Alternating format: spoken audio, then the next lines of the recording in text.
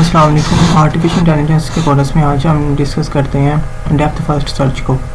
Depth first search हमारे पास uninformed category में आता है क्योंकि हमारे पास इसमें ह्यूरिस्टिक वैल्यूज़ नहीं होती, हमें कोई स्पेसिफिक वैल्यूज़ नहीं दी होती कि हमने इसके थ्रू जाना है। हमने इसमें जो ट्री या ग्राफ होता है उसके डेप्थ पर चलते हुए अपने गोल को फाइंड करना होता है। तो इसमें ये है कि it explore the nodes to its depth, मतलब कि हर हम जो नोड होता है उसकी डेप्थ तक जाते हैं। किसी एक पेरेंट नोड को पकड़ा, उसके आगे जो फर्दर नोड्स हैं हम उस पर जाते जाएंगे एंड तक। हम BFS में तो करते थे, हम लेवल वाइज जाते थे, मतलब कैसे हम लेवल वाइज जाते थे, ठीक है। लेकिन हम इसमें क्या करेंगे, इसमें हम डेप्थ वाइज जाएंगे और जैसे ही हमें नई गोल मिलेगा तो हम फिर दूसरी साइड पर जाएंगे और वहाँ से हम अपने गोल को फाइंड करेंगे, ठीक है। इसकी जो डाटा स्ट्रक्चर होता है उसमें हम स्टैक यूज़ करते हैं, जिसमें हमारे पास लास्ट इन फर्स्ट आउट होता है। जो सबसे लास्ट में हमारे पास नोड ऐड होगा उसको हम सबसे पहले निकाल लेंगे। मिसाल के तौर पर हमारे पास ये स्टैक है, ठीक है, इसमें हमारे पास चीज़ें पड़ी हुई हैं और हमारे पास ये 3 चीज़ें इसमें ऐड हुई। तो जैसे ही हमारे पास जो लास्ट वाला ऐड हुआ है ना, जो हमने पुश करके लास्ट वाला ऐड किया, उसको हम पॉपअप करेंगे, मतलब कि वो पहले ही बाहर आएगा, फिर उसके बाद आगे फर्दर बाहर निकलेंगे। तो इस डाटा स्ट्रक्चर को यूज़ करके हम DFS को सॉल्व करते हैं और ये नॉन ऑप्टिमल होता है। BFS के निस्बत जो है ये नॉन ऑप्टिमल होता है, BFS जो है वो ऑप्टिमल होता है और हमें पूरा बेस्ट आंसर देता है। लेकिन ये ऑप्टिमल नहीं होता, ये हमें एक मुख्तलिफ आंसर दे सकते हैं, मतलब कि इसका सेम आंसर नहीं हो सकता। अगर हम समझ लें किसी ट्री ग्राफ को ले रहे हैं तो उसमें अलग अलग पाथ हो सकते हैं, क्योंकि वो एक नोड के साथ कई पाथ बनते होंगे, तो हम किसी भी नोड को चूज़ करके उसके डेप्थ पे जा सकते हैं। तो इसलिए ये इतना नॉन ऑप्टिमल नहीं होता। अगर हम इसकी टाइम कम्प्लेक्सिटी की बात करें तो टाइम कम्प्लेक्सिटी में हमारे पास B की पावर D होती है।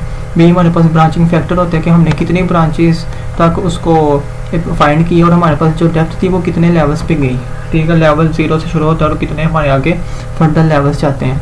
और अगर हम स्पेस की बात करें तो स्पेस में हमारे पास B × D होता है कि जितनी हमारे पास ब्रांचिंग होगी उसकी उतनी ही स्पेस लेगा, तो उसकी उतनी ही ज़्यादा उसकी डेप्थ होगी, तो वो जगह भी उतनी ज़्यादा लेगा। मैंने नीचे यहाँ पर एक एग्जांपल दिया है जिसमें मैंने अपने एक ट्री लिया है। मेरा गोल नोड जो है वो F है और मेरा इनिशियल गोल जो है वो A है, ठीक है। मैंने A से लेके F तक जाना है। अब मैं स्टैक का यूज़ करते हुए इसको विज़िट करूँगा ट्री को। आप स्टैक को भी हर लेवल पे बना सकते हो या टेबल की फॉर्म में भी बना सकते हैं, जैसा आपको ईजी लगे वैसा कर लें। मैंने सबसे पहले स्टैक के अंदर किसको डाला, A को, ठीक है। और A के जो आगे फर्दर नोड्स होंगे हम उसको लेने के लिए स्टैक में से A को क्या करेंगे, पॉपअप करेंगे और विजिटेड नोड्स के लिस्ट में डाल देंगे।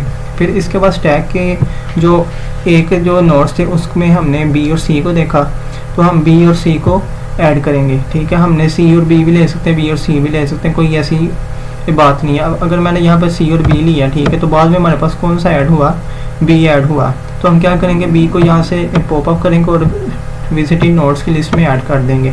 अब हमने देखा कि B के आगे जो फर्दर नोड्स हैं D और E, हम इसको लिखेंगे, ठीक है। हमने D और E लिखा हमने, तो जो D हमने यहाँ पर बाद में ऐड किया, तो हम इसको यहाँ से निकालेंगे और विजिटिंग लिस्ट में ऐड कर देंगे, ठीक है।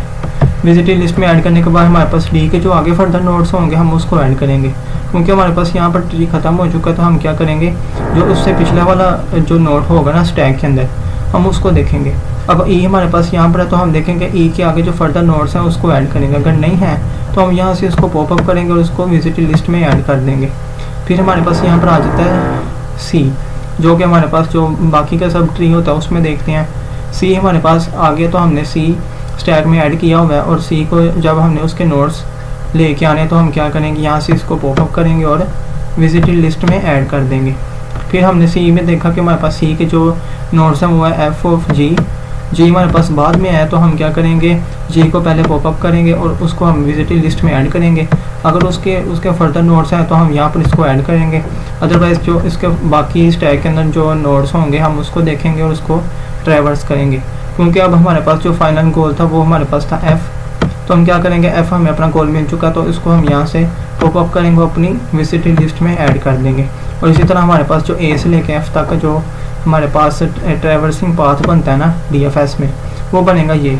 तो इसके थ्रू हम अपने जो गोल को अचीव कर सकते हैं। तो यही सारी कहानी इसके अंदर आती है। सेम उसी तरह की है जो हमने पहले डाटा स्ट्रक्चर्स पढ़ा हुआ है ना, उसमें भी यही कंसेप्ट और इसमें भी यही कंसेप्ट अपने गोल को अचीव करने के लिए। Thank you.